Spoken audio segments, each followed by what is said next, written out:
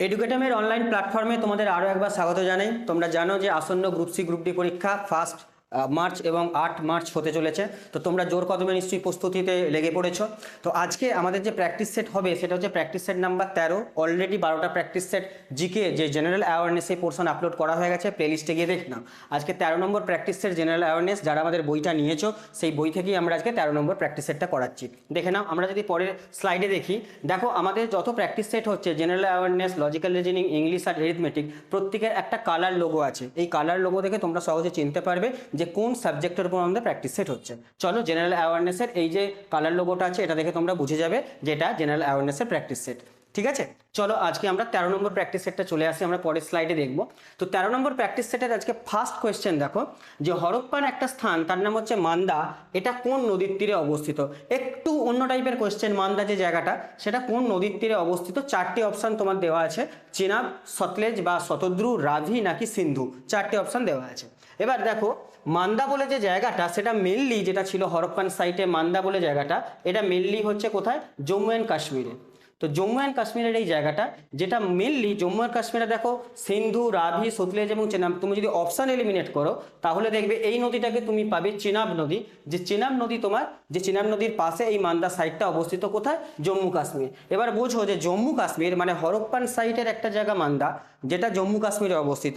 তার মানে এই জায়গাটা হরপ্পান সাইটের সবথেকে উত্তরতম, সবথেকে উত্তরে নর্থে অবস্থিত এটা একটা প্লেস মান্দা হরপ্পান সাইটে। ক্লিয়ার? যেটা কোথায়? চেনাব নদীর পাশে অবস্থিত। যেখানে এখানে তুমি মাটির যে বিভিন্ন সরঞ্জাম তার অস্তিত্ব পাওয়া গেছে, পাশাপাশি হাড়, মানুষের যে হাড় সেই হাড় তার অস্তিত্ব পাওয়া গেছে, কোনো কোনো জায়গায় পাওয়া গেছে, বিশাল মাত্রায় নয়, কোনো কোনো জায়গায় পাওয়া গেছে। এই জায়গাটা কিছু কিছু জায়গায় খুব কম মাত্রায় পাওয়া গেছে। তো এই সব জায়গায় পাওয়া গেছে মান্দা বলে জায়গাটা, মেনলি কোথায়? জম্মু কাশ্মীরে, চেনাব নদীর পাশে। বাকি অপশানগুলো যদি তাকাই, দেখো সুতলেজ বা শতদ্রু নদীর পাশে একটা সাইট আছে, তার নাম হচ্ছে রোপার। সেটা কোথায় স্যার? সেটা হচ্ছে পাঞ্জাবে। তো পাঞ্জাবে রোপার, যেটা হচ্ছে সতলেজ বা শতদ্রু নদীর পাশে অবস্থিত। আচ্ছা, রাভি বা ইরাবতী নদীর পাশে তোমরা জানো হরপ্পা অবস্থিত, হরপ্পা। আর সিন্ধু নদীর পাশে অবভিয়াসলি তোমরা জানো যে মহেঞ্জোদারো একটা সাইট, সেটা অবস্থিত। তাই তো? তাহলে 4টে আমি অপশান তোমাদের বলে দিলাম, 4টে অপশান দেখে এক্সট্রা ইনফরমেশনও বলে দিলাম। এই প্রশ্নের যে উত্তর হবে সেটা হচ্ছে চেনাব নদী, এখানে প্রশ্নের উত্তর হবে। ঠিক আছে, চলো আমরা যাব নেক্সট স্লাইডে বা নেক্সট কোয়েশ্চেনে। যখন 2 নম্বর কোয়েশ্চেন যেটা আছে তোমাদের ইতিহাস থেকে কোয়েশ্চেন, নানাঘাট শিলালিপিতে কোন রাজার কীর্তি কাহিনী বর্ণনা আছে? তো নানাঘাট শিলালিপিতে কোন রাজার কীর্তি কাহিনী বর্ণনা আছে? 4টে অপশান তোমরা একবার দেখে নাও, পড়ে নাও 4টে অপশান কী কী। দেখো, নানাঘাট শিলালিপি, এই যে শিলালিপিগুলো মেনলি কোন রাজাদের সময়? মেনলি হচ্ছে সাতবাহন যে বংশ ছিল, সাতবাহন ডাইনাস্ট্রি, সেই সাতবাহন রাজাদের সময়কারে এই শিলালিপিগুলো। নানাঘাট শিলালিপি, নাসিক প্রশস্তি, এইগুলো সব রয়েছে। তো সেখানে দেখো 4টে অপশান এখানে দেওয়া আছে যে নানাঘাট শিলালিপিতে কোন রাজার কীর্তি বর্ণিত আছে। প্রথম সাতকর্ণী, গৌতমীপুত্র সাতকর্ণী, পুলুয়ামি নাকি যজ্ঞশ্রী সাতকর্ণী, তাই তো? তো এরকম দেওয়া আছে। তো এবার একটু ভালো করে দেখো কোনটা এখানে অপশান হবে। তো নানাঘাট শিলালিপি যেখানে আছে প্রথম সাতকর্ণী, এই রাজার বর্ণনা দেওয়া আছে প্রথম সাতকর্ণী। ক্লিয়ার? আচ্ছা, তো প্রথম সাতকর্ণী রাজা, কিন্তু বর্ণনাটা লিখেছিলেন তার যে স্ত্রী, তার স্ত্রীর নাম হচ্ছে নায়নিকা। তো তার স্ত্রী লেখা এই তার স্বামীর উদ্দেশ্যে, প্রথম সাতকর্ণীর উদ্দেশ্যে এই শিলালিপি, নানাঘাট শিলালিপিতে কীর্তিকলাপ লেখা আছে। আচ্ছা, এর পাশাপাশি সাতবাহন বংশের একজন যে গুরুত্বপূর্ণ রাজা ছিলেন তার নাম হচ্ছে গৌতমীপুত্র সাতকর্ণী। তোমরা জানো খুব উল্লেখযোগ্য রাজা গৌতমীপুত্র সাতকর্ণী। তার সঙ্গে যেটা জড়িত সেটা হচ্ছে তোমার কি বলতো? সেটা হচ্ছে নাসিক প্রশস্তি। ঠিক আছে, নাসিক প্রশস্তি যেটা লিখেছিলেন, নাসিক প্রশস্তিটা সেইটা হচ্ছে গৌতমী মাতা বলশ্রী। ঠিক আছে, এই যে আমি 2-3টে ইনফরমেশন বললাম যে নানাঘাট শিলালিপি থেকে প্রথম সাতকর্ণী, নাসিক প্রশস্তি থেকে গৌতমীপুত্র সাতকর্ণী, এই এক্সট্রা ইনফরমেশনগুলো তোমরা মনে রাখার চেষ্টা করো, কারণ কোনটা আসবে কোয়েশ্চেনে কেউ জানে না, এটা বিষয়। আচ্ছা, দুটো বললাম। বাকি যে দুটো অপশান দেওয়া আছে পুলুয়ামি বা যজ্ঞশ্রী সাতকর্ণী, এটাও কিন্তু সাতবাহন বংশেরই রাজা, শেষ দিককার রাজা, খুব উল্লেখযোগ্য যে কীর্তিকলাপ আছে এরকম বিষয় নয়। তবে এই দুটো যে রাজা তাদের খুব ইম্পর্টেন্ট গুরুত্বপূর্ণ ভূমিকা আছে সাতবাহন বংশে। আচ্ছা, এই যে নাসিক প্রশস্তির কথা বলছি, প্রশস্তি মানে কি বলতো? প্রশস্তি মানে হচ্ছে এক্সট্রা করে কিছু ইনফরমেশন মানে গুণ গাওয়া, মানে যে যা যতখানি কোয়ালিফিকেশান তার থেকেও বেশি বেশি করে তারও নিয়ে ভালো কথা বলা, প্রশস্তি, গুণ গাওয়া। তো সেইটা নাসিক প্রশস্তি লিখছে কে? গৌতমী মাতা বলশ্রী। তো তার মা যখন তার ছেলের নিয়ে লিখবে নিশ্চয়ই রাজা হিসাবে তার খারাপ দিকটা তুলে ধরবে না। সুতরাং প্রশস্তি ইতিহাসে যে 100% সঠিক ইনফরমেশন দেয় এটা কিন্তু সঠিকভাবে বলা যাবে না, 100% ঠিক ইনফরমেশন দেবে না, যেখানে এক্সট্রা অনেক বাড়িয়ে কথা লেখা থাকবে, তাই না? তো ইতিহাস যেহেতু আমাদের পার্টিকুলার 100% সঠিক ডেটা তো নেই, তো আমাদের এইগুলোর উপর কিছুটা নির্ভর করতে হয় ইতিহাস জানার জন্য। তো প্রশ্নের উত্তর কি? নানাঘাট শিলালিপি, প্রথম সাতকর্ণী। ক্লিয়ার? চলো আমরা আজকে 3 নম্বর কোয়েশ্চেনে আসি। 3 নম্বর কোশ্চেন হচ্ছে ভূগোল থেকে, তেলেঙ্গানা একটি পূর্ণ রাজ্য হিসাবে আত্মপ্রকাশ করে এদের মধ্যে কোন ডেট এবং কোন সালে? 4টি অপশন তোমরা একটু পড়ে নাও। তো তেলেঙ্গানা এই যে রাজ্যটা আছে, তোমরা জানো যে তেলেঙ্গানা রাজ্যের যে উৎপত্তি সেটা হচ্ছে অন্ধ্রপ্রদেশ থেকে। অন্ধ্রপ্রদেশ থেকে তেলেঙ্গানা রাজ্যের উৎপত্তি। ক্লিয়ার? তো এটা কবে পূর্ণাঙ্গ রাজ্য হিসাবে তেলেঙ্গানা আত্মপ্রকাশ করে? এর যে সঠিক উত্তরটা হবে, আমি স্টার মার্কস করে দিয়েছি এই কারণেই, কারণ এর যে সঠিক উত্তরটা এখানে হবে, এখানে অপশান অনুযায়ী 1 জুন 2014, কিন্তু অ্যাকচুয়াল উত্তর হবে 2রা জুন 2014। ক্লিয়ার? যেহেতু তোমাদের বইয়ে এই অপশানটা দেওয়া আছে, আমি স্টার মার্কস করে দিচ্ছি। যারা তোমরা বইটা কিনেছো তারা দেখতে পাবে এটা 13 নম্বর সেটে। তো 1 জুন অপশানে আছে, যদি অপশান এরকম তোমার থাকে তাহলে তোমাকে এটাই দাগ দিতে হবে, কিন্তু অ্যাকচুয়াল উত্তর হচ্ছে 2রা জুন 2014, যেখানে তেলেঙ্গানা রাজ্য আত্মপ্রকাশ করে ফ্রম অন্ধ্রপ্রদেশ থেকে বিভাগ মানে দ্বিখণ্ডিত হয়ে। ক্লিয়ার? আচ্ছা, তেলেঙ্গানা যখন আত্মপ্রকাশ করে তখন ভারতের 29তম স্টেট হিসাবে আত্মপ্রকাশ করেছিল, 29 মানে 29তম স্টেট হিসাবে। এবং তেলেঙ্গানার যদি বলি রাজধানী, সেটা হচ্ছে হায়দ্রাবাদ। তো তেলেঙ্গানার রাজধানী হচ্ছে হায়দ্রাবাদ। আবার এটাও একটা ভূগোলের কোশ্চেন, হায়দ্রাবাদ কোন নদীর তীরে অবস্থিত? তোমরা জানো হায়দ্রাবাদ যে নদীর তীরে অবস্থিত, মুসি বলে একটা নদী আছে, মুসি। হায়দ্রাবাদ এবং সেকেন্দ্রাবাদ মুসি নদীর এপার ওপার, দুটো যমজ শহর বলা হয়। তো সেইটা, তো এখান থেকে দেখো তেলেঙ্গানা এইটা, আর তার পাশাপাশি যদি দেখি তেলেঙ্গানার হচ্ছে হায়দ্রাবাদ নদীর তীরে অবস্থিত, পাশাপাশি 29তম রাজ্য। ক্লিয়ার? এখান থেকে আর এক্সট্রা ইনফরমেশন তেমন কিছু নেই, এটা ভালো করে মনে রাখো। আর এখানে তেলেঙ্গানার প্রথম সিএম হয়েছিলেন, এটাও আমি বলে দিই, কে চন্দ্রশেখর রাও তেলেঙ্গানার প্রথম সিএম হয়েছিলেন যখন তেলেঙ্গানা রাজ্যের সৃষ্টি হয়েছিল। 5টা ইনফরমেশন এক্সট্রা বললাম, প্রত্যেক কটা ইনফরমেশন মনে রাখার চেষ্টা করো। চলো আমরা আজকে 4 নম্বর কোয়েশ্চেনে আসি। কোন রাজ্য ভারতের বৃহত্তম কফি উৎপাদক? খুব ইম্পর্টেন্ট কোয়েশ্চেন এবং প্রিভিয়াস ইয়ারে খুব কমন কোয়েশ্চেন। তো কফি উৎপাদনের সেরা যে রাজ্য সবার উপরে টপ পজিশনে, সেটা কে হবে স্যার? কর্ণাটক। কর্ণাটক হচ্ছে কফি উৎপাদনের সাউথ ইন্ডিয়ার একটা স্টেট, কর্ণাটক, যেখানে কফি উৎপাদন সবথেকে ভারতের মধ্যে সবথেকে বেশি পরিমাণে হয়, যেটা পশ্চিমঘাট যে রেঞ্জটা আছে, পশ্চিমঘাট পাহাড়ের যে রেঞ্জ, তার মধ্যে কিন্তু এই রাজ্যটা পড়ে, মানে পশ্চিমঘাট রেঞ্জ একে কভার করেছে। আচ্ছা, অন্য অপশানগুলো দেখি। তামিলনাড়ু যদি বলি, তামিলনাড়ু একটা বিখ্যাত জায়গা, তার নাম হচ্ছে তুতিকোরিন, জানো নিশ্চয়ই তুতিকোরিন, যেখানে কিসের জন্য বিখ্যাত? মুক্তা চাষের জন্য বিখ্যাত। Extra information.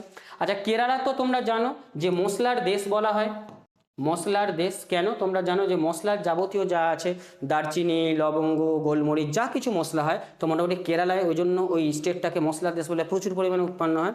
আর অন্ধ্রপ্রদেশে প্রচুর পরিমাণে তোমরা জানো যে ডিম, মাছ প্রচুর পরিমাণে চাষবাস হয়, সেটা অন্ধ্রপ্রদেশ, এটা বলতে পারো।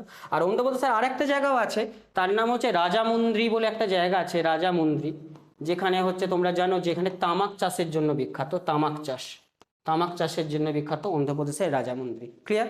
তো 4টি যে অপশান আছে, 4টি অপশান থেকে এক্সট্রা কিছু ইনফরমেশন দিয়ে দিয়েছি, প্রত্যেকটা ইনফরমেশন পারলে মনে রাখার চেষ্টা করো, না হলে কিন্তু কোন কোয়েশ্চেন আসবে কেউ জানে না, খুব ভালো করে চেষ্টা করি এগুলো।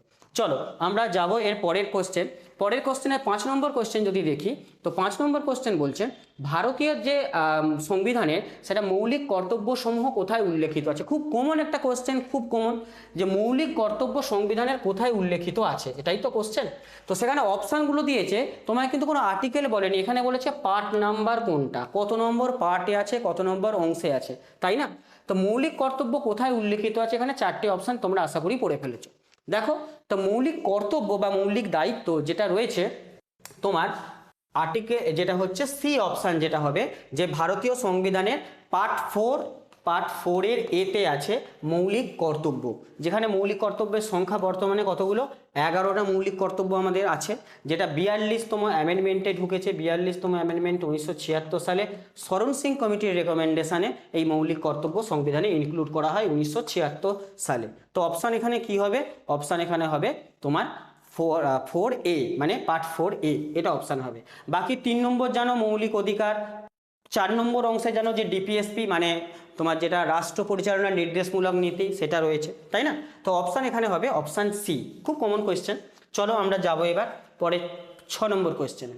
সংবিধানের কোয়েশ্চেন যে কোন সংশোধনীর মাধ্যমে ভোটারদের যে বয়স কমিয়ে 21 থেকে 18 করা হয়েছে। তাহলে এখন তোমরা জানো যে 18 বছর বয়সে আমরা ভোট দেওয়ার জন্য এলিজেবল, তাই না?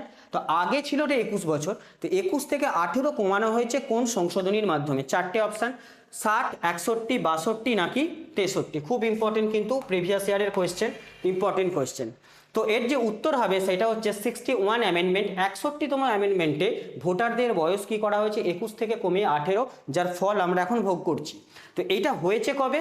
এটা অ্যামেন্ডমেন্টটা হয়েছে অ্যাকচুয়ালি 1988 সালে অ্যামেন্ডমেন্টটা হয়েছিল, যেটা লাগু হয়েছিল 1989, অর্থাৎ তার পরের বছর থেকে। তাহলে ভোটারদের বয়স কমিয়ে 21 থেকে 18, যেটা লাগু হয় কবে? 1989-এ 61 অ্যামেন্ডমেন্টের মাধ্যমে। ক্লিয়ার? আচ্ছা, এই সময় যিনি ছিলেন ভারতের প্রাইম মিনিস্টার, তার নামও মনে রাখো। তো প্রাইম মিনিস্টার ছিলেন রাজীব গান্ধী। রাজীব গান্ধী ছিলেন তৎকালীন দিনের প্রাইম মিনিস্টার। যেই সময়ের কথা আমি বলছি, ইনি ছিলেন ভারতের তৎকালীন দিনে প্রাইম মিনিস্টার। ক্লিয়ার? সেই সময় এই সংশোধনীটা করা হয়, 21 থেকে 18 কমিয়ে করা হয়। খুব ভালো করে মনে রাখবে, খুব ইম্পর্টেন্ট কিন্তু। ক্লিয়ার? আচ্ছা, আর একটা রাজীব গান্ধীর সময় আর একটা খুব গুরুত্বপূর্ণ অ্যামেন্ডমেন্ট হয়েছিল, গুরুত্বপূর্ণ অ্যামেন্ডমেন্ট। সেই অ্যামেন্ডমেন্টের যে গুরুত্বপূর্ণ অ্যামেন্ডমেন্টের কথা আমি বলছি, দলত্যাগ বিরোধী আইন নিয়ে। তোমরা জানাবে কমেন্ট সেকশানে ওই দলত্যাগ বিরোধী আইন যে অ্যামেন্ডমেন্টটা বা দলত্যাগ বিরোধীর বিষয়টা, সেটা কত নম্বর অ্যামেন্ডমেন্টে হয়েছিল? আমি বলে দিলাম রাজীব গান্ধীর সময়ই হয়েছিল। ঠিক আছে, সেটা কমেন্ট সেকশনে জানাবে, সেটা তোমাদের হোম টাস্ক। আমরা আজকে যাব 7 নম্বর কোশ্চেনে। 7 নম্বর কোশ্চেন জেন্ডার অ্যাওয়ারনেস নিয়ে। জেন্ডার অ্যাওয়ারনেস নিয়ে বেশ কিছু ভিডিও অলরেডি আপলোডেড, তোমরা পারলে দেখে নিও। জেন্ডার অ্যাওয়ারনেস নিয়ে কোশ্চেন যেটা আছে, জেন্ডার মানে ট্রান্সজেন্ডার পরিচয়পত্র কে প্রদান করেন? ট্রান্সজেন্ডারদের যে পরিচয়পত্র কোন দপ্তর বা কোন বিভাগ থেকে দেওয়া হয়? 4টে অপশান, বিডিও, ডিএম অফিস, নাকি থানার ওসি, নাকি ব্লক অফিসার। কোথা থেকে প্রদান করা হয় ট্রান্সজেন্ডারদের যে পরিচয়পত্র? ক্লিয়ার?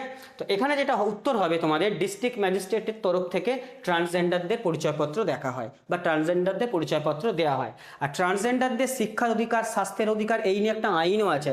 সেটা স্যার কবের আইন? সেটা হচ্ছে 2019-এর আইন। ট্রান্সজেন্ডারদের শিক্ষা, স্বাস্থ্য, আদার্স যে সমাজে নানান রকম বিষয় তারা পাওয়ার যোগ্য, সেই বিষয়টার জন্য একটা আইন হয়েছে।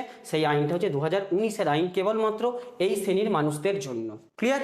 আচ্ছা, এখানে যেটা উত্তর হবে সেটা হচ্ছে ডিস্ট্রিক্ট ম্যাজিস্ট্রেট বা জেলা ম্যাজিস্ট্রেট। চলো আমরা যাব আজকে 8 নম্বর কোশ্চেন। আচ্ছা, 8 নম্বর কোশ্চেনটা হয়তো আমি উত্তরটা বলিয়ে দিলাম, যে ট্রান্সজেন্ডার পারসন প্রোটেকশন অ্যাক্ট কোন সালে পাস হয়? যেটা আমি বললাম এইমাত্র সবে, যে ট্রান্সজেন্ডারদের যে প্রোটেকশন অ্যাক্ট, সেটা হচ্ছে 2019। শিক্ষা, স্বাস্থ্য বিষয়ক সমস্ত কিছুতে তাদের যে প্রোটেকশন দেওয়া সমাজে, তো সেই অ্যাক্টটা হচ্ছে 2019-এর অ্যাক্ট। এইমাত্র আমি বলে দিলাম, সেটাই এখানে 8 নম্বরে রাখা হয়েছে। চলো আমরা যাব হচ্ছে নেক্সট কোয়েশ্চেন, আজকে 9 নম্বর কোয়েশ্চেন। 9 নম্বর কোয়েশ্চেন হচ্ছে ঝোড়া কোন রাজ্যের লোকনৃত্য?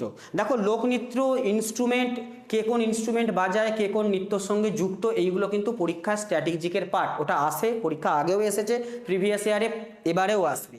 তো এখানে একটা লোকনৃত্য দিয়ে দিয়েছে, তোমাকে পার্টিকুলারলি মনেই রাখতে হবে, কারণ এর কোনো লজিক নেই, তোমাকে মনে রাখতে হবে। তো ঝোড়া এই যে লোকনৃত্যটা কোন রাজ্যের লোকনৃত্য, এখানে তোমাকে 4টি অপশান দিয়েছে। দেখো কি হবে উত্তর, তোমাকে মনে রাখতে হবে। উত্তর এখানে ডাইরেক্টলি উত্তর হয়ে যাবে উত্তরাখণ্ড। উত্তরাখণ্ডের লোকনৃত্য হচ্ছে ঝোড়া। ক্লিয়ার? এবার ত্রিপুরা যদি বলি, ত্রিপুরার আমি আগের দিনে একটা করলাম হোজাগিরি, হোজাগিরি। ঠিক আছে? তো এটাও কিন্তু ত্রিপুরার লোকনৃত্য। পশ্চিমবঙ্গের তোমরা অধিবাসী, পশ্চিমবঙ্গটা তোমরা বলবে। আর মণিপুরের তো মণিপুরি নৃত্য আছে স্পেশাল, তো সেটা। ক্লিয়ার? উত্তর হচ্ছে অপশান ডি। আজকের 10 নম্বর কোয়েশ্চেন কি? কথাকলি, খুব কমন কোয়েশ্চেন। কথাকলি, কথাকলি মানে কি মনে রাখবে বলো তো? কেরালা। কথাকলি মানেই হচ্ছে কেরালা, এটা তোমাকে মুখস্থ রাখতে হবে। মণিপুরের মণিপুরি ডান্স বলে দিয়েছি। উত্তরপ্রদেশের যদি বলো, নর্থ ইন্ডিয়াতে আছে কত্থক, একটা ডান্স আছে কত্থক উত্তরপ্রদেশে। আর ওড়িশায় হচ্ছে ওড়িশি ডান্স তো রয়েছে, ওড়িশি ডান্স রয়েছে। ঠিক আছে? তো এইগুলো খুব কমন কোয়েশ্চেন এইগুলো। তো উত্তর হচ্ছে কেরালা, কথাকলি হচ্ছে কেরালা। আচ্ছা, যাবো আমরা নেক্সট কোয়েশ্চেনে। 11 নম্বর কোশ্চেন আসার আগে তোমাদের বলি, এখনও যারা আমাদের এই প্র্যাকটিস সেটটা সংগ্রহ করোনি, যারা করতে চাইছো, তোমাদের একটা ছোট্ট কাজ করতে হবে। যাই এই নাম্বারে হোয়াটসঅ্যাপ করবে। হোয়াটসঅ্যাপ করলে আমাদের টিমের কাছে তোমরা জানতে চাইবে যে এরা নিতে চাইবে, এটা বলবে, আমাদের টিমের তরফ থেকে বাকি কাজটা তোমাদের করে দেওয়া হবে। তার জন্য তোমাকে 150 টাকা পে করে এই বইটা, এখনও যারা কিনতে চাইছো তারা এই বইটা কিনতে পারো। ক্লিয়ার? একেবারে শেষ মুহূর্তে। এখানে গ্রুপ সি আর গ্রুপ ডি দুটোর ওপর উল্লেখ করেই কিন্তু আমাদের পুরো সিরিজটা বানানো আছে, এবং সেখান থেকেই আমি আজকে কোশ্চেন কোশ্চেনগুলো করাচ্ছি আজকে 13 নম্বর সেটটা। ক্লিয়ার? চলো আমরা যাবো আজকে 11 নম্বর কোশ্চেনে। দেখো 11 নম্বর কোশ্চেনটা দেওয়া আছে এমএস এক্সেলে কয়টি কলাম আছে, কম্পিউটারে কোশ্চেন যেটা তোমাদের সিলেবাসে অলরেডি রয়েছে। তো সেখানে বলেছে কতগুলো কলাম আছে তোমার বলেছে এমএস এক্সেলে 256, 258, 250, 200। দেখো এই টাইপের যদি তোমার অপশান এরকমই থাকে তো তোমাকে অপশানে অনুযায়ী করতে হবে 256টা। এবার হয়তো অনেকে বলবে যে স্যার এখন তো আপডেট হয়ে গেছে, অনেক নিশ্চয়ই হয়েছে, কিন্তু তুমি আপডেটের কোনো অপশান তো তুমি দেখতে পাচ্ছ না এখানে। তো সেক্ষেত্রে 256 করতে হবে। 2003 বা তার আগে পর্যন্ত যে ভার্সানটায় সেখানে কিন্তু 256টা কলমই আছে। বর্তমানে চেঞ্জ হয়ে গেছে 2007-এর পর থেকে, এটা এখন আপডেট হয়ে গেছে 16,384টা কলম আছে বর্তমানে। কিন্তু অপশান দেখো কিছু নেই, যেহেতু তুমি এটা ধরেই চলবে পরীক্ষার হলে যদি কোনো রকম তোমার কনফিউশন হয়। তো বর্তমানে দেখো যদি বলি তাহলে এটা বলবে 16,384 একবারে আপডেট ভার্সান। আর যদি এরকম অপশান থাকে তোমাকে 256টাই করতে হবে এমএস এক্সেলে কটা কলাম আছে। ক্লিয়ার? আচ্ছা চলো আমরা যাবো এবার 12 নম্বর কোশ্চেন। 12 নম্বর কোশ্চেন হচ্ছে কোন ডিস্ক সরাসরি ফরম্যাট করা যায় না, hard disk, floppy disk, removable disk নাকি কম্প্যাক্ট ডিস্ক? তো প্রশ্নের যেটা উত্তর হবে, তোমরা যা হার্ড ডিস্ক তো হবেই না, জানো নিশ্চয়ই হার্ড ডিস্ক হবেই না, রিমুভেবল ডিস্কও হবে না, তাহলে কোনটা ফরম্যাট করা যায় না? উত্তর হবে স্যার কম্প্যাক্ট ডিস্ক। এইটা হচ্ছে অ্যাকচুয়ালি তোমার উত্তর হওয়া উচিত। তো কম্প্যাক্ট ডিস্ক অ্যাকচুয়ালি উত্তর হবে এবং এটাই তুমি উত্তর করবে, তাতে তুমি নাম্বারটা পাবে আর কি। অনেকের অন্যটা নিয়ে কনফিউশন থাকতে পারে, বাট প্রমিনেন্ট উত্তর যদি করো তাহলে এটাই উত্তর করতে হবে, কম্প্যাক্ট ডিস্ক। ক্লিয়ার? চলো আমরা আজকে 13 নম্বর কোশ্চেন আসি। 13 নম্বর কোশ্চেন বলছে ভোপাল গ্যাস দুর্ঘটনা, খুব ইম্পর্টেন্ট, প্রিভিয়াস ইয়ারে অলরেডি পড়েছে। ভোপাল গ্যাস দুর্ঘটনা কোন সালে হয়েছিল? সালটা মনে রাখতে হবে তোমাকে। আমি একটু বলে দিই, উত্তর যেটা হবে 1984 সাল। তাও আমি বলে দিই 2রা ডিসেম্বর 1984 সালে 2রা ডিসেম্বর ভোপাল গ্যাস দুর্ঘটনা হয়েছিল, যেখানে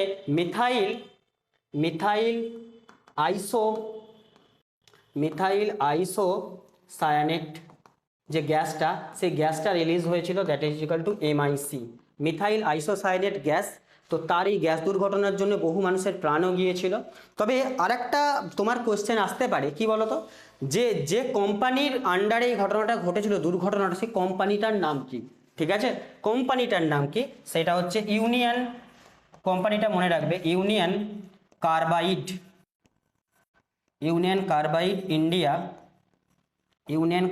ইন্ডিয়া লিমিটেড।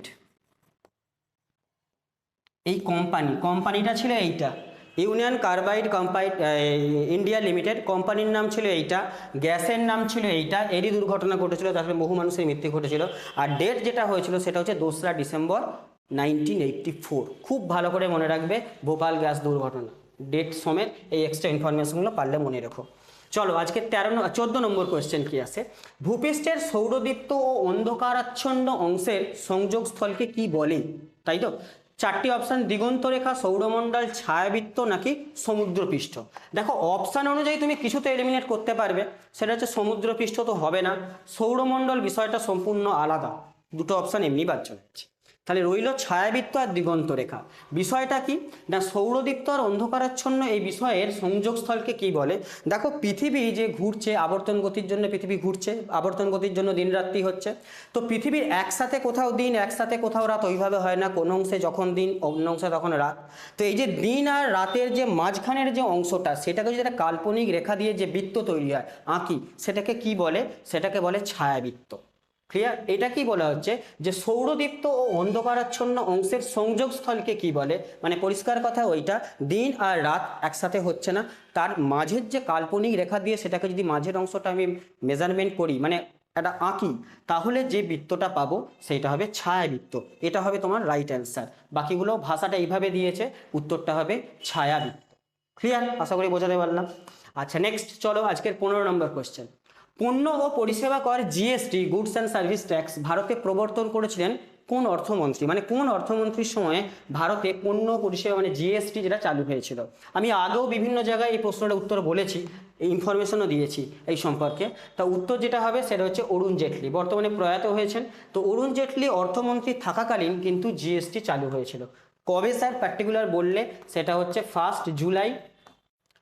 জুলাই 2017। পাস হয়েছিল 2016, লাগু হয়েছিল 1 জুলাই 2017 থেকে। তৎকালীন দিনের অর্থমন্ত্রী ছিলেন অরুণ জেটলি, সেই সময় অর্থমন্ত্রী ছিলেন। আর একটা বলেছিলাম কি না, জিএসটি একটা পরোক্ষ কর, এটা তো অনেকবার তোমাদের আলোচনা করেছি। জিএসটি হচ্ছে একটা পরোক্ষ কর বা ইনডাইরেক্ট ট্যাক্স। এটা বাকি অপশানগুলোর দিকে তাকাই, দেখো মনমোহন সিং। তো মনমোহন সিং যখন আমাদের ফাইন্যান্স মিনিস্টার ছিলেন, তো সেই সময় ফাইন্যান্স মিনিস্টার যখন ছিলেন, তো তখন এলপিজি মডেল এসেছিল, আগেও বলেছি 1991-এ। পিভি নরসিমহা রাও যখন প্রাইম মিনিস্টার ছিলেন, মনমোহন সিং যখন ফাইন্যান্স মিনিস্টার ছিলেন, তখন এই বিখ্যাত কাজটি হয়েছিল। আচ্ছা, প্রণব মুখার্জি ভারতের প্রাক্তন ছিলেন রাষ্ট্রপতি, ভারতের ফাইন্যান্স মিনিস্টারও ছিলেন। তো এনাই ভারতরত্ন তাকে দেওয়া হয়েছিল, ভারতরত্ন পুরস্কার। কবে স্যার? 2019-এর ভারতরত্ন পুরস্কার প্রণব মুখার্জি ইনি পেয়েছিলেন। আর নরেন্দ্র মোদী, যিনি বর্তমানে ভারতের প্রাইম মিনিস্টার রয়েছেন। তো উত্তর কি হবে? উত্তর হচ্ছে এখানে অরুণ জেটলি হবে সঠিক উত্তর। চলো যাবো আমরা 16 নম্বর কোয়েশ্চেন। 16 নম্বর কোয়েশ্চেনটা দেখো, বাজার মূল্যে মানে মার্কেট প্রাইসের জিডিপি আর ফ্যাক্টর খরচের জিডিপি, এই দুটোর মধ্যে মেন যে পার্থক্য, সেই মেন পার্থক্য কি? আমি একটু শর্ট করে বলি যাতে তোমরা ভালোভাবে বুঝতে পারো। এর উত্তর হচ্ছে নেট পরোক্ষ কর, মানে নেট ইনডাইরেক্ট ট্যাক্স। এখন বাজার মূল্য জিডিপি আর ফ্যাক্টর কস্টের জিডিপি দুটোর মনে ইকোনমিক্সের উপরে পিওর জিনিস। এটা কি আমি ব্যাপারটা বলে দিই, একটুখানি জাস্ট উদাহরণ দিয়ে বলে দিই। দেখো, ধরো কোনো একটা বাজারে কলম বিক্রি করতে যে প্রোডাকশন করছে কোনো একটা কোম্পানি, তার খরচ পড়ছে ধরো 10 টাকা। 10 টাকা খরচ পড়লে একটা কলম প্রডিউস করলো বা কলম একটা তৈরি করলো সে। এবার সেটা সে যখন বাজারে ইন্ট্রোডিউস করছে, তার উপর 2 টাকা ট্যাক্স লাগছে। ধরো সরকার 2 টাকা ট্যাক্স চাপাচ্ছে, তাহলে 10 থেকে বেড়ে কত হলো? 12 টাকা। সেখান থেকে আবার সরকার ধরো 1 টাকা ভর্তুকি দিচ্ছে, তাহলে দাম কমে কত হলো? 11 টাকা। তাহলে 11 টাকায় কোনো একটা ক্রেতা সেটা পাচ্ছে, তাই তো? তাহলে ওই যে 10 টাকা যে খরচ হয়েছিল, সেটা হচ্ছে তোমার কি খরচ? না, সেটা হচ্ছে ফ্যাক্টর খরচ, মানে ফ্যাক্টর খরচ বা ফ্যাক্টর কস্ট। বাকি ওর মধ্যে কি হয়েছে? 11 টাকার মধ্যে 2 টাকা ট্যাক্স অ্যাড হয়েছে, সেখান থেকে একটা ভর্তুকি দেওয়া হয়েছে, তারপর ক্রেতা কিনছে, তাই না? তো এখানে দেখো, বাজার মূল্যে জিডিপি আর ফ্যাক্টর খরচের মধ্যে জিডিপির মেন পার্থক্য কি না, নিট যে অংশটা, নিট যে ইনডাইরেক্ট ট্যাক্সটা, সেই নিট ইনডাইরেক্ট ট্যাক্সটা এদের মধ্যে পার্থক্য করে দিচ্ছে। 2 টাকা ট্যাক্স দিচ্ছি, 1 টাকা ভর্তুকি দিচ্ছি, তাহলে নিট আমার লাগছে কত? 11 টাকা, তাই না? তাহলে নিট যে পরোক্ষ খরচ, এইটা তোমার সঠিক অ্যান্সার হবে, বাকি কোনোটাই এখানে উত্তর হবে না। এটা আপাতত 50% মনে রাখো। ইকোনমিক্সের বিশাল বড় একটা জিনিস, এত শর্ট সময়ে বোঝানো সম্ভব নয়। এটা আপাতত এইভাবেই মনে রাখার চেষ্টা করো, দুটো টার্ম আছে বলে আমি বোঝালাম। চলো নেক্সট, পরের কোশ্চেন 17 নম্বর কোশ্চেন বলছে, চেকমেট এই শব্দটা কোন খেলার সাথে যুক্ত? চেকমেট এই শব্দটা কোন খেলার সাথে যুক্ত? কথাটা শুনে থাকবে, শব্দটা শুনে থাকবে। এটা কার সাথে যুক্ত? গলফ, ফুটবল, দাবা না ক্রিকেট? তা উত্তর হচ্ছে দাবা। দাবার সঙ্গে কথার খেলাটা হচ্ছে যুক্ত, তোমার খেলার এই টার্মটা যুক্ত, যার নাম হচ্ছে চেকমেট। আর গল্ফের সঙ্গে যুক্ত একটা, তোমরা জানো যে গল্ফ খেলা যারা একটু দেখে থাকো, টি বলে একটা টার্ম আছে, সেই বলটা রাখা হয় একটা উঁচু অংশের উপর, মানে মাটির থেকে কিছুটা উপরে, কাঠের মতো একটা অংশ থাকে বা লোহার মতো, তার উপর বল রেখে বলটাকে মারা হয় ফার্স্ট শটটা। তো সেইটা হচ্ছে গল্ফের একটা অংশ। ফুটবলের তো অনেক টার্ম, ক্রিকেটেরও অনেক টার্ম। আশা করি তোমরা কম্পিটিটিভ পরীক্ষা দিচ্ছ, এই টার্মগুলো তোমরা জানো। ফুটবল, ক্রিকেট সম্পর্কে একটু অ্যাওয়ার হওয়া উচিত, যারা অ্যাওয়ার নয় তারা অ্যাওয়ার হও আস্তে আস্তে। ক্লিয়ার? আচ্ছা চলো আমরা নেক্সট আসি 18 নম্বর কোয়েশ্চেনে। নকআউট এই শব্দটা কোন খেলার সাথে যুক্ত? এখানেও খেলার নিয়ে একটা টার্ম, যে নকআউট শব্দটা কোন খেলার সাথে যুক্ত। আচ্ছা, খুব ইম্পর্টেন্ট। দেখো, বাস্কেটবল, ব্যাডমিন্টন, বক্সিং নাকি সাইকেলিং, কোনটা? তা উত্তর হচ্ছে নকআউট যেটা, সেটা হচ্ছে বক্সিংয়ের সঙ্গে যুক্ত। কোনটা স্যার নকআউট? না, নকআউট ধরো বক্সিংয়ে খেলা হচ্ছে 1 বাই 1 খেলা হচ্ছে। ধরো একজন এক পক্ষ, মানে এক পক্ষের প্রতিযোগী আর এক পক্ষের প্রতিযোগীকে এমন আঘাত করলো, তাকে 10 সেকেন্ডের মধ্যে যদি সে না উঠতে পারে, মানে যে প্রতিযোগী, যে ধরো পড়ে গেছে বক্সিংয়ে, তো সে যদি 10 সেকেন্ডের মধ্যে উঠতে না পারে, তাহলে অন্য যে প্রতিযোগী তাকে উইনার ঘোষণা করে দেওয়া হয়। বোঝা গেলাম? দুজনের মধ্যে বক্সিং হচ্ছে, একজনকে বক্সিংয়ে আঘাত করেছে, আঘাত করে সে পড়ে গেছে, তার পাশে 10 সেকেন্ড টাইম, 10 সেকেন্ডের মধ্যে সে আবার যদি উঠে দাঁড়ায় বা আবার যদি প্রতিরোধ করে, তবে খেলা কন্টিনিউ হবে, না হলে অন্য পক্ষ যে ছিল তাকে বিজয়ী ঘোষণা করা হবে। সেটাই হচ্ছে নকআউট। এই শব্দটাই হচ্ছে নকআউট, যেটা কোথায়? বক্সিংয়ে ইউজ করা হয়। জেনারেলি অন্য খেলাতেও ইউজ করা হতে পারে, বাট বক্সিংয়ে সব থেকে বেশি ইউজ করা হয়। আচ্ছা, বাস্কেটবলে প্লেয়ার সংখ্যা থাকে 5 জন, ব্যাডমিন্টন তো 1/2-তে খেলা হয়, সাইকেলিং তো একজন করেই হবে। তো দেখো, তো উত্তর হচ্ছে এখানে বক্সিং উত্তর হবে, এখানে পুরোটাই বুঝিয়ে দিলাম। চলো আজকের 19 নম্বর কোয়েশ্চেন কি বলছে একটু দেখি। আজকে 19 নম্বর কোয়েশ্চেনে কিছু আবিষ্কারক তোমাদের পরীক্ষায় রয়েছে, গ্রুপ সি এর পরীক্ষায়। ইনোভেশন, ইনোভেটর কে ইনোভেশনকে কি করেছে সেইটা। তো এখানে দেখো ইনোভেশনের পোর্শন থেকে রেখেছি যে ভ্যাকুয়াম ক্লিনার কে আবিষ্কার করেছেন। তো এর তো কোনো থিওরি নেই, পরিষ্কারের কোনো থিওরি, এটা মনে রাখতেই হবে তোমাকে। তো ভ্যাকুয়াম ক্লিনার যিনি আবিষ্কার করেছেন, দেখো অপশন যিনি হবেন সেটা হচ্ছে হুবার্ট সিসিল বুথ। ইনি হচ্ছে ভ্যাকুয়াম ক্লিনার। ভ্যাকুয়াম ক্লিনার দেখেছো তোমরা, তো তিনি আবিষ্কার করেছেন। বাকি দেখো টিম বার্নার্স লি, তো এনার কথা বললে তোমরা যে WWW এরকম সব ছিল না, WWW এরকম ভাবে, তো সেটা ওয়ার্ল্ড ওয়াইড ওয়েব যেটা তিনি আবিষ্কার করেছেন। মার্ক জুকারবার্গ, জানো ফেসবুকের সঙ্গে। আর স্টিভ জবস অ্যাপেলের কো ফাউন্ডার ছিল, অ্যাপেল যে কোম্পানি, তো অ্যাপেলের কো ফাউন্ডার ছিল। আমি আগের দিন একটা স্টিভ জবসের কোশ্চেনে তোমাদের বলেছিলাম যে স্টিভ জবসের একটা বিখ্যাত ভাষণে উক্তি ছিল, কি বলো তো, আগের দিনই বলেছিলাম যে stay hungry stay foolish, stay hungry stay foolish. এটা তার তোমার একটা বিখ্যাত কোন একটা প্রোগ্রামের ভাষণে তিনি এটা বলেছিলেন, তার স্পেশাল উক্তি এটা, stay hungry stay foolish. Clear? চলো আজকে লাস্ট কোয়েশ্চেন, আজকে 13 নম্বর সেটের লাস্ট কোয়েশ্চেন, গ্যাস লাইটার কে আবিষ্কার করেন। এখানেও আবিষ্কার সম্পর্কে একটা কোয়েশ্চেন আছে। তো 4টি অপশন তোমরা একবার পড়ে নাও। পড়ে নেওয়ার পর যেটা উত্তর হবে, তোমরা যদি করে ফেলতে পারো, উত্তর হবে এখানে ডি। ইনি হচ্ছেন, এই বিজ্ঞানী হচ্ছে গ্যাস লাইটার আবিষ্কার করেছিলেন। বাকি অপশানগুলো একটু দেখো। আলভা এডিসন, যিনি তোমরা জানো যে বৈদ্যুতিক যে বাতি বা বৈদ্যুতিক যে বাল্ব আমরা বলে থাকি, তো আলভা এডিসন তার এটা আবিষ্কার, বা বৈদ্যুতিক বাতি। আচ্ছা, তো ফারেনহাইট, গ্যাব্রিয়েল ফারেনহাইট। ফারেনহাইট যে স্কেল যেখানে তাপমাত্রা আমরা মাপি, ফারেনহাইট স্কেল, যেখানে ওই ফারেনহাইট স্কেলে তোমার থাকে 212 স্ফুটনাঙ্ক, হিমাঙ্ক থাকে 32, সেই ফারেনহাইট স্কেলে বলছি। আর ওয়াটারম্যান, আচ্ছা এরকম কিছু। উত্তর এখানে তাহলে অপশান কি হবে, অপশান ডি এখানে হচ্ছে রাইট অ্যান্সার হবে এখানে। ক্লিয়ার? আচ্ছা চলো, আজকে 13 নম্বর সেটটা আমরা কমপ্লিট করলাম, এবং 13 নম্বর সেটে 20টা কোয়েশ্চেনে আমরা আজকে কমপ্লিট করলাম। 14 আর 15 দুটো সেট আমাদের বাকি থাকলো, সেই দুটো তাড়াতাড়ি খুব আসছে, বাকি ক্লাসগুলো তোমাদের আসছে, তোমরা সাথে থাকো। ভিডিওটা ভালো লাগলে লাইক করবে, শেয়ার করবে বন্ধুদের মধ্যে। আজকের মতো সেশনটা এখানেই শেষ করলাম, ধন্যবাদ।